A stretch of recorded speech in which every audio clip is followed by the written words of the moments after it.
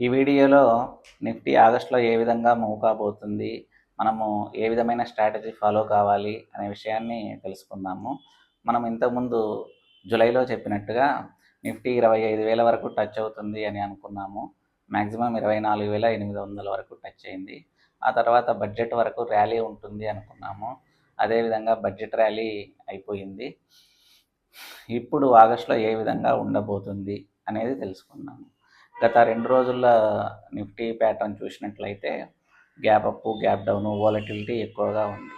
అంటే ఈ విధమైన వాలటిలిటీ ఎప్పుడు ఉంటుందంటే జనరల్గా foreign institutional investors FIIs cell చేసినప్పుడు జనరల్గా domestic institutional investors like mutual funds, LIC అటువంటి సంస్థలు కొంటూ ఉంటాయి అన్నమాట.